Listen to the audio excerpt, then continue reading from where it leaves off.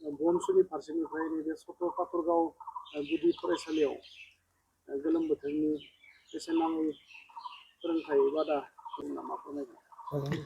औ, दिनैनि नैबे फुंबिलियाव नैबे सथ' पातरगाव एलपि स्कुलाव जोङो नायबिजिरजों खालामफैदोंमोन। मानो होनना बुङोबा नैबे मासनिनो थांनाय 2 तारिखनिफ्राय जोङो नैबे बेसेन नाङि जिनेखि कचिं बेखौ जोङो जागायदों आरो जागायनायजों लोगोसे जों दिनै 15 तारिखसोआव हाबबाय। जों दिनैहाय छात्रफोरजों लोगोसे बा स्टुडेन्टफोरजों लोगोसे जों दिनै गार्जेन मिटखौ जों लानाय जाफैदों आरो जोङो बिथांमोनजों सावरायनायनि गेजेरजों जों गोबां सोलोंनायजों लोगोसे जों मोनसे कालेक्टिभ डिसिजनखौहाय जोङो लानो हादों।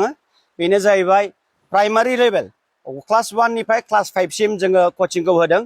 मेन फाउन्डेसन खालामनांगौआ जोंना प्राइमारि लेभेलाव जों खालामनांगौ।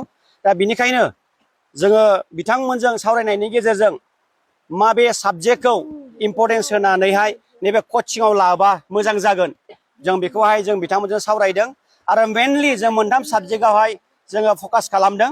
बेनो जाहैबाय इंलिश, मैथ्स आरो ग्रामाराव। बे मोनथाम साबजेक्टआव जों मेनलि फकास होनानै जों इम्परटेन्स होनाय जादों आरो जोङो सानदों बर' माहारियारि फरायसा आफादि जानानै बनसुआ मेनलि नैबे फाउन्डेसन लेभेलखौनो जोङो स्ट्रं खालामनो होननानै जोङो नाजादों।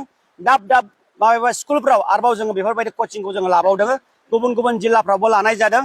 दिनै चिरां जिल्लानि बानजायनायाव दिनै सथ' पातरगाव एलपि स्कुलाव दिनैहाय नैबे मास मोनसेनि फ्रि कचिंखौ लानाय जादों।